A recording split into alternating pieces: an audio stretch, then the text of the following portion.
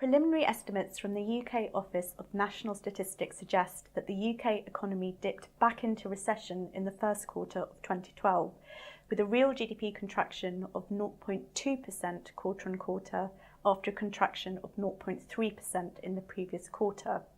This is important because it would mark the first double-dip recession in over 30 years.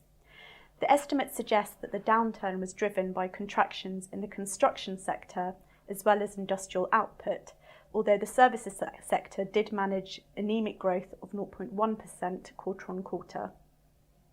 It's important to note that these are just preliminary estimates, so this means that the figures will be subject to revision in the coming months, so they could be either revised downwards or upwards. Euromonitor International forecasts that there's actually been stronger underlying growth in the first quarter.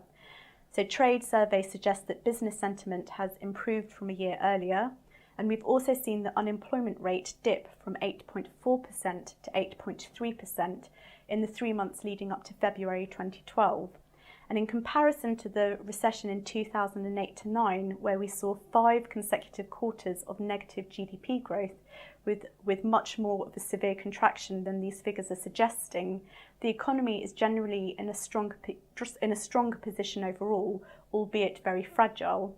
So on this basis, Euromonitor International forecasts growth of 0.1% for the first quarter of 2012, which means that we'll actually avoid a technical double-dip recession. Although the figures were preliminary estimates, the implications of reporting a potential double-dip recession are hugely significant in terms of the psychological impact on confidence.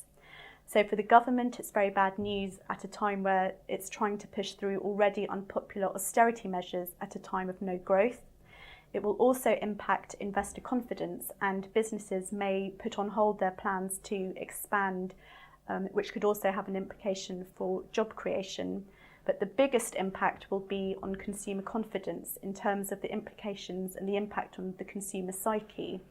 So the UK consumer is already being hit by record petrol prices, inflationary pressures, very low wage growth potential, as well as persistently high unemployment. So if consumers choose to hold back their spending even further, then this will have negative repercussions for economic growth, because consumer expenditure accounts for over 60% of the country's GDP.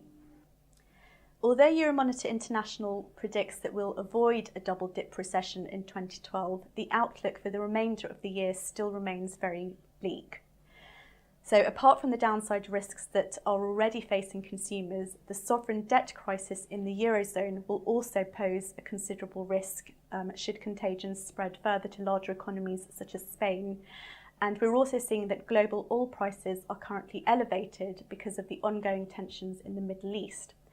As a result of all these factors combined, Euromonitor International actually expects a contraction in the second quarter of 2012 of 0.8% quarter-on-quarter, and this will also be partly driven by the extra bank holiday that we're expecting in June because of the Queen's Diamond Jubilee, so we can expect lower labour productivity in this quarter.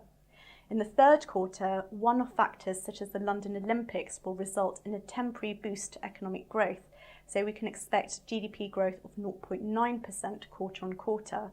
But this will not be sufficient to reverse the current economic slowdown that we're experiencing. And overall for 2012, Euromonitor International forecasts real GDP growth of just 0.1% for the year, and we can expect to see a stronger rebound of 1.8% in real GDP growth in 2013.